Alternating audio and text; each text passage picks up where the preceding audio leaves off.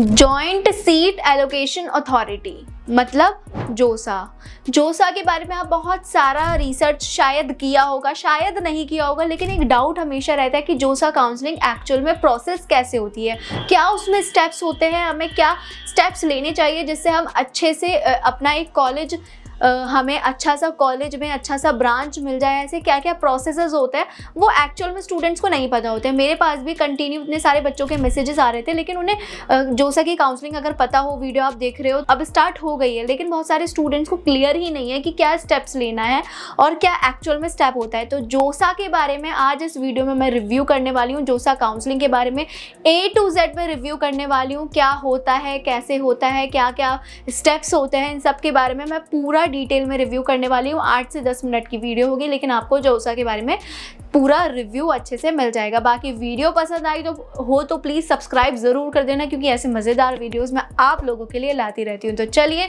करते हैं वीडियो को स्टार्ट।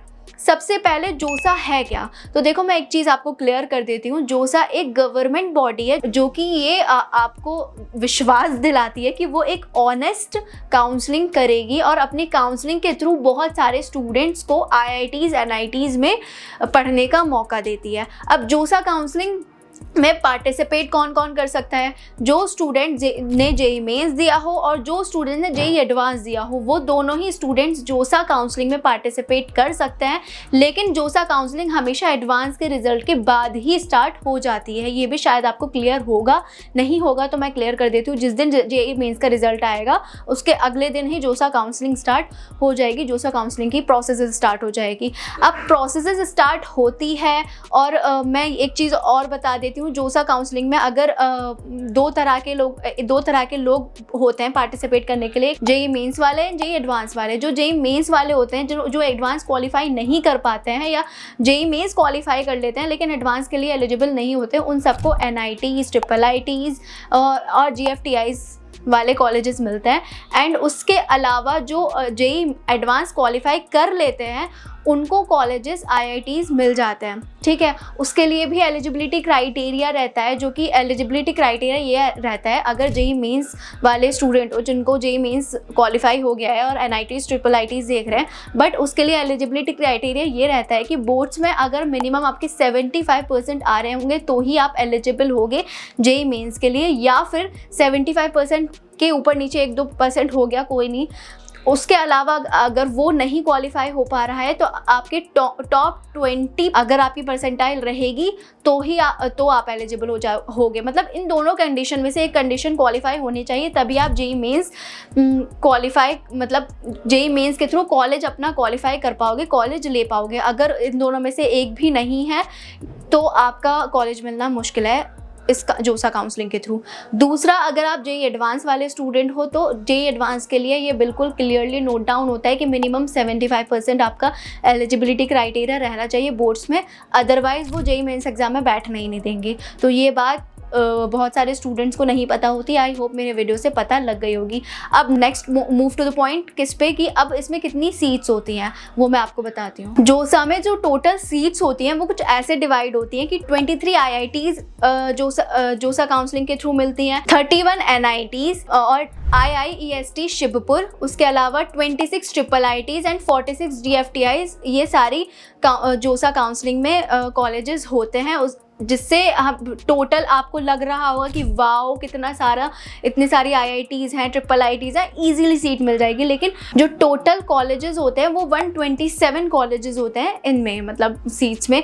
अब माइंड में चल रहा होगा कि वाओ 127 कॉलेजेस, हमें तो बहुत ईजिली सीट मिल जाएगी। तो ये मैं आपको बता देती हूँ, इन 127 कॉलेज में सिर्फ 60 to 70,000 ही सीट्स होती हैं। अब आपके माइंड में चल रहा होगा 127 सीट्स, वाओ हम तो ईजिली क्रैक कर लेंगे जेई मेंस और हमें सीट मिल जाएगी। लेकिन 127 कॉलेज में सिर्फ और सिर्फ 60 से 70 हज़ार सीट ही होती हैं, जिसकी वजह से इतना कंपटीशन होता है। और वो सीट लेने के लिए बहुत सारे स्टूडेंट्स जेई मेंस देते हैं, एडवांस देते हैं, और कुछ लिमिटेड सीट ही मिल पाती है। जो 60-70 स्टूडेंट्स रहते हैं उन्हीं को सीट मिल जाती है।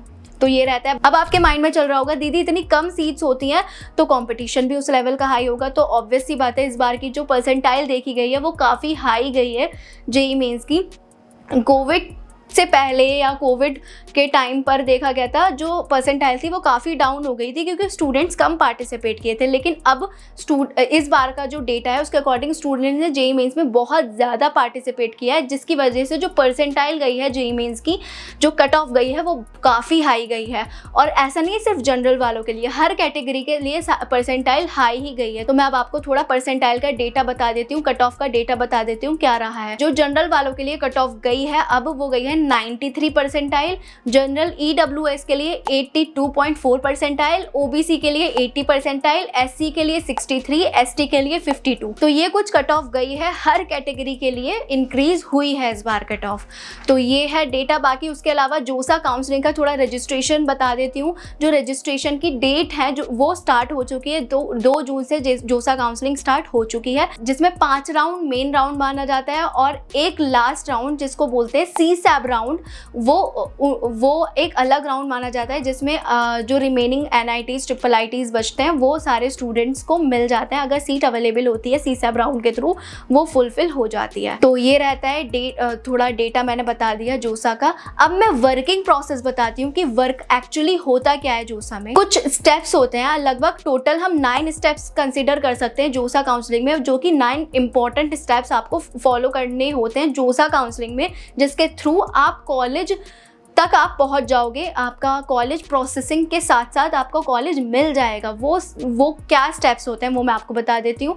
सबसे पहला स्टेप होता है रजिस्ट्रेशन का। जोसा में सबसे पहला ही स्टेप रजिस्ट्रेशन का ऑब्वियसली रहेगा, जिसमें 2 जून से रजिस्ट्रेशन प्रोसेस स्टार्ट हो चुका है। रजिस्ट्रेशन करना कैसे है, एक वेबसाइट पे जाना है आपको www.josa.nic.in ऐसे करके वेबसाइट है, उस पर जाकर .nic.in जो है वो गवर्नमेंट डोमेन है, तो उसी पर आपको ट्रस्ट करना है, उसके अलावा किसी और पर ट्रस्ट नहीं करना है, ये माइंड में रखना।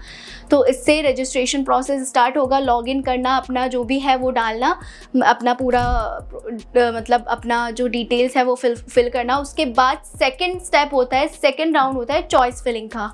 वो चॉइस फिलिंग का राउंड बहुत ज़्यादा इंपॉर्टेंट रहता है। उस राउंड में बहुत सारे स्टूडेंट्स गलत भी चॉइस फिल कर देते हैं, जिसकी वजह से उन्हें कॉलेज नहीं मिल पाता है। अच्छी परसेंटाइल आने के बाद भी जिनकी ख़राब परसेंटाइल आएगी उनको अच्छा ब्रांच, अच्छा कॉलेज मिल जाएगा, और उनको कॉलेज नहीं मिल पाएगा जिनकी परसेंटाइल अच्छी आई होगी।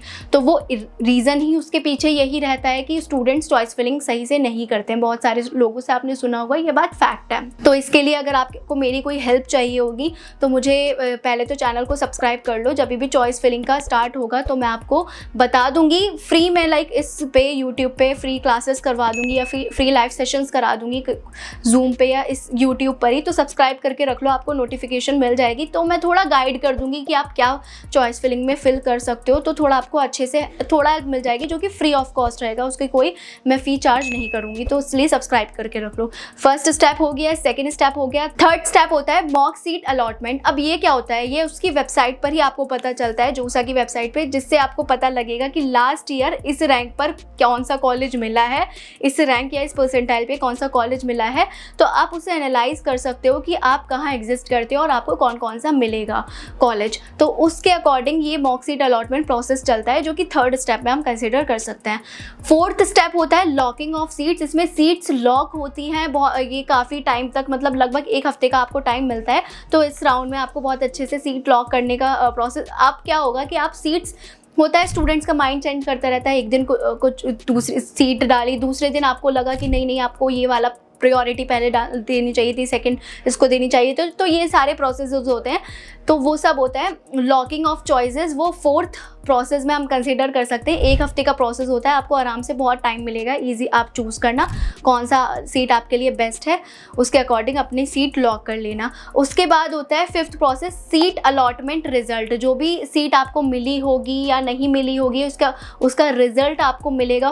हम कंसिडर कर सकते हैं कि आपको पहली बार में सीट मिल गई। वैसे पहली बार में सीट ऐसे मिलती नहीं है, जो आपका मतलब जो एक्चुअल में आपने चूज़ किया होता है वो ऐसा 90% लोगों को नहीं मिल पाता है। 10% को मिल जाता है, बट 99% को नहीं मिल पाता है। तो हम फिर भी कंसिडर कर लेते हैं कि आपको मिल गया है, ठीक है। नहीं मिलता तो दोबारा से वो प्रोसेस होगा, फिर यही सारा प्रोसेस होगा, आपको सीट अलॉटमेंट प्रोसेस दोबारा से वही चीज़ प्रोसेस चलता रहेगा जब तक आपका वो 5 राउंड नहीं क्लियर हो जाते हैं। सीट अलॉटमेंट रिजल्ट आ गया और मान लो लेट्स से कि आपको सीट मिल गई है। अगर आपको मिल गई है तो आपको फिर 6th राउंड पे जाना पड़ेगा, जो कि राउंड होता है प्रिंट अलॉटमेंट लेटर। अगर आपको कॉलेज मिल गया अच्छी बात है, फिर अपना उसका प्रिंट करवा लेना लेटर। वो प्रिंट करवाने के बाद एक ऑप्शन होता है जो 7th राउंड में हम कंसिडर कर सकते हैं, वो है फ्रीज, फ्लोट एंड स्लाइड। इसका मतलब क्या होता है? अगर आपको वो कॉलेज पसंद आ गया, अपने कॉलेज से सेटिस्फाई हो तो फ्रीज कर सकते हो।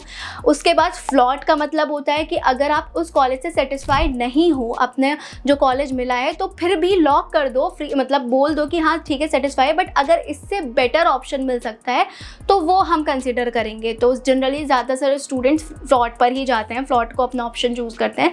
तो अगर ये ठीक है, बट अगर इससे बेटर मिल सकता है तो और भी ठीक है। ये वाला मतलब होता है फ्लोट का। बाकी स्लाइड का जो रहता है, स्लाइड का कुछ ऐसे रहता है कि अगर आपको कॉलेज मिल गया है बट कॉलेज से आप सेटिस्फाई हो, बट कॉलेज का ब्रांच से आप सेटिस्फाई नहीं हो, तो आप स्लाइड का ऑप्शन चूज़ कर सकते हो। तो ये 7th प्रोसेस में आता है।